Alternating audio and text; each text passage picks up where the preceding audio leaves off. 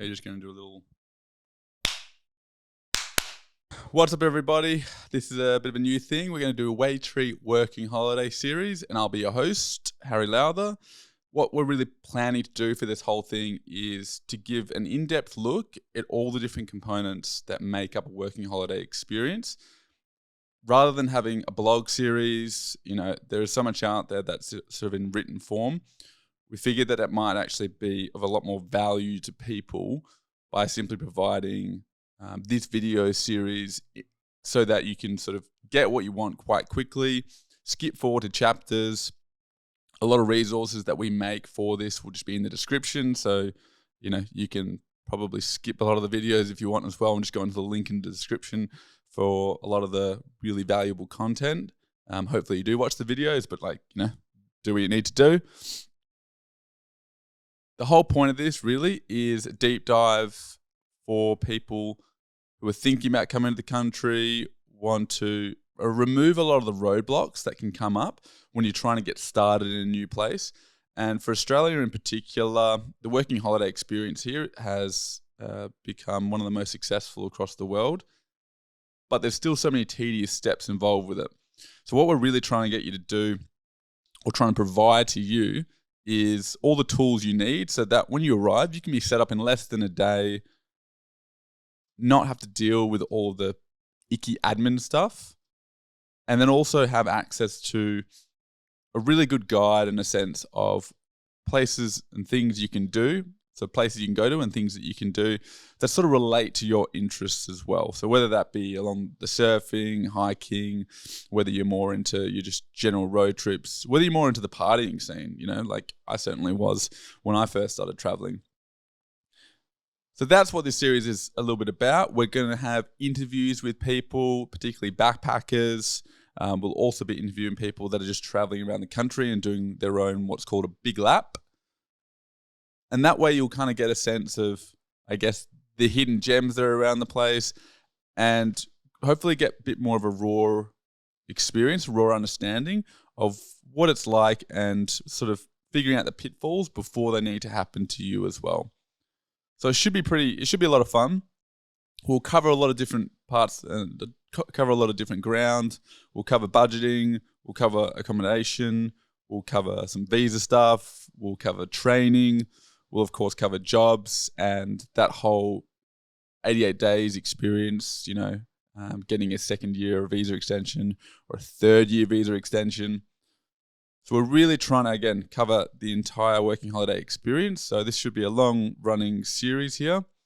And I'm very excited really to I guess, mostly speak to people about their journey around and to learn what it is that they've done and, I guess, package that up for you guys. So it should be a lot of fun. Today's first episode, what we're looking to do is I wanted to give as much value as possible. Again, there's so many different ways people can begin their journey in Australia. And one of them is having about 50,000 things that they need to do in order to just start doing the thing they actually want to do.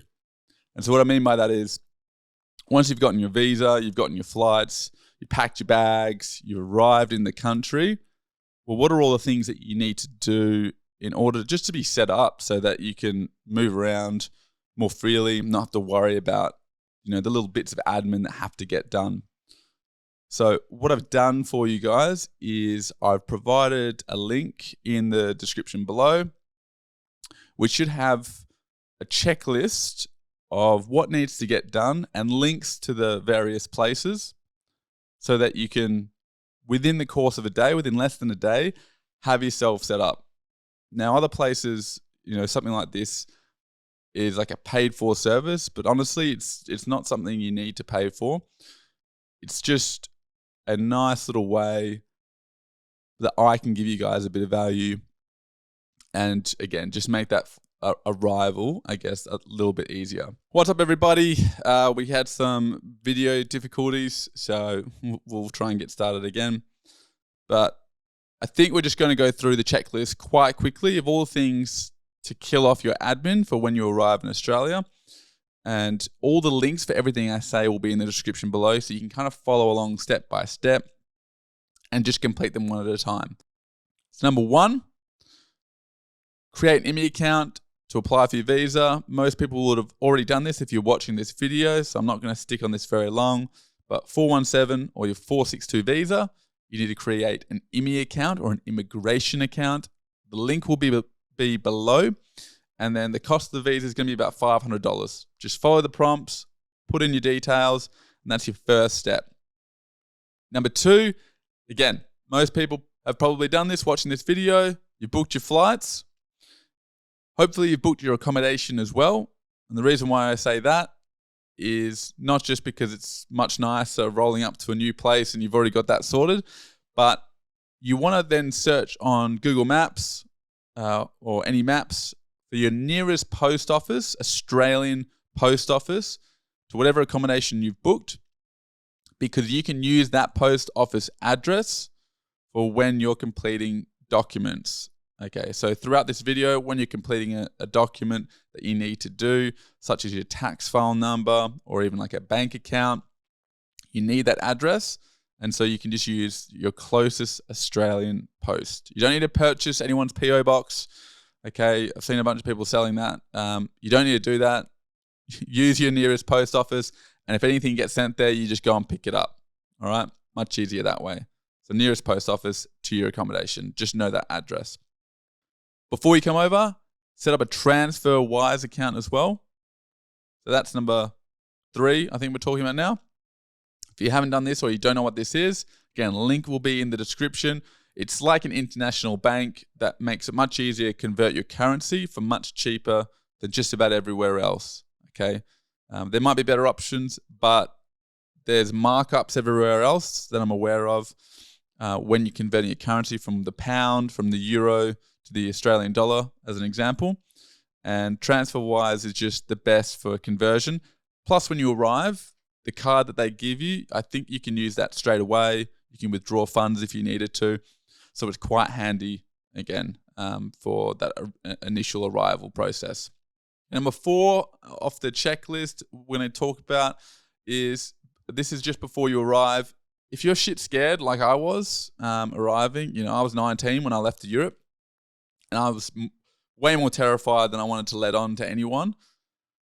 I booked a tour because I figured that would be a nice soft landing, get to know the area, be pushed in with a group of people, so kind of get forced into friendships in a way, and not have to think about doing things and just get someone to do it for me.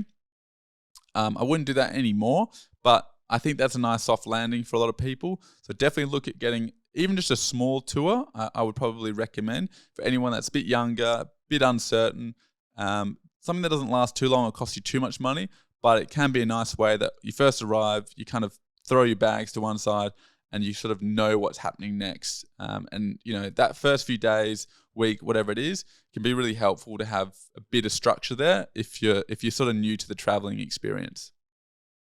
Cool. So now we're to when you arrive into the country. So we're now into this part of the checklist.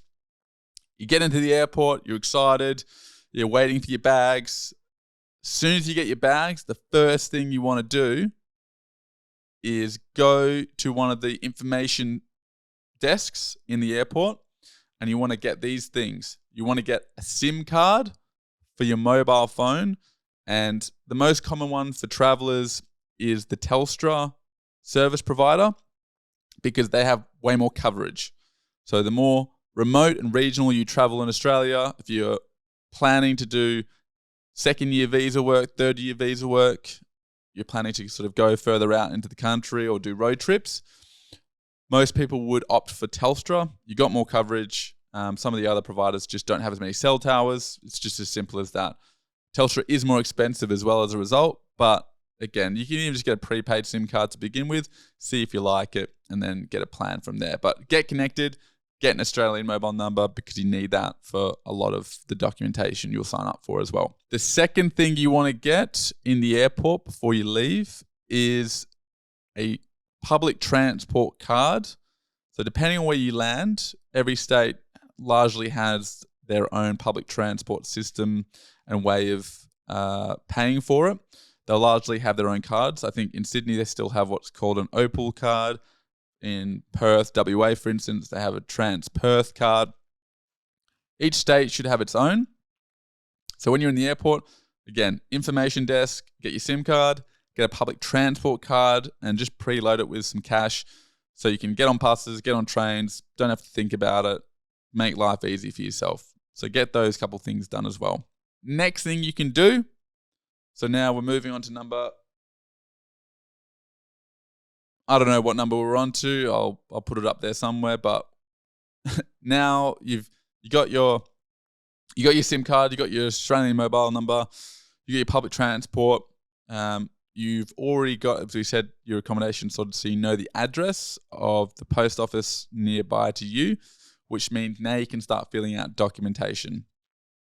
One of the first things you want to do is you want to open up a bank account so that if you work or if you just want to be able to have another account to transfer money into, you've obviously got that. And you need a bank account for a lot of documentation for when you're filling out documentation.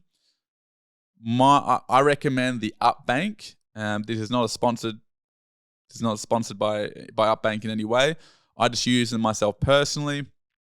And the reason why I think they're good, particularly for travelers, is you can do it all online. You just open up your phone.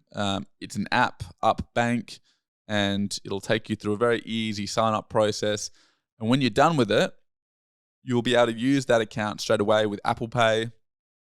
You'll be able to use it, just to be able to pay for things like your coffee.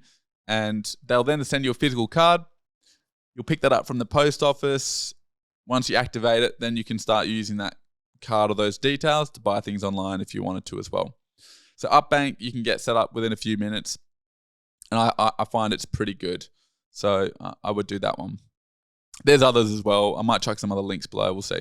You got your bank account now. So after that, you want to get your tax file number.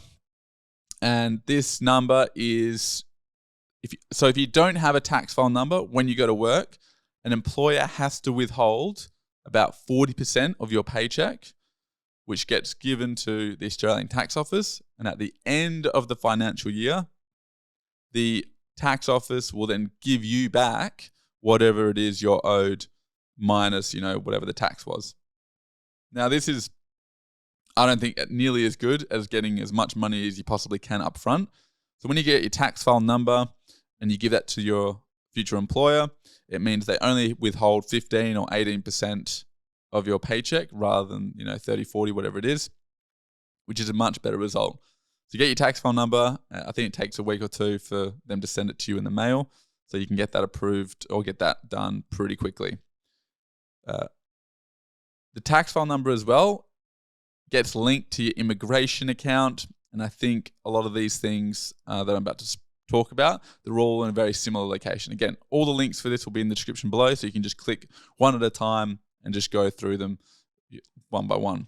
Once you've done your tax file number, one of the next things a lot of travelers will do is they'll want to do an RSA course to be able to do bartending, or they might want to work in construction and they'll need to do a white card. Or again, you might be keen on pouring coffees around Melbourne and getting into the barista life. So there's barista courses. Either way, you'll need a unique student identifier number, a USI. Again, link in the description. Follow the process. You do need to have your address and you need to have a few things. You need to be in the country to be able to get that number. But when you go complete any courses online, that number you'll need to supply, and that way they can credit that certification to your name.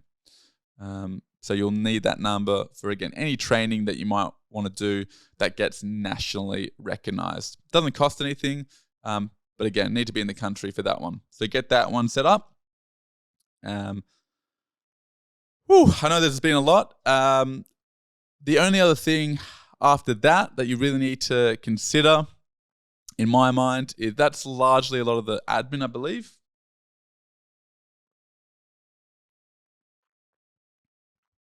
Oh, there's actually one more thing you can do around that domain in your immigration account, which is you can apply for a Medicare number. This will give you access to the free healthcare that Australia provides.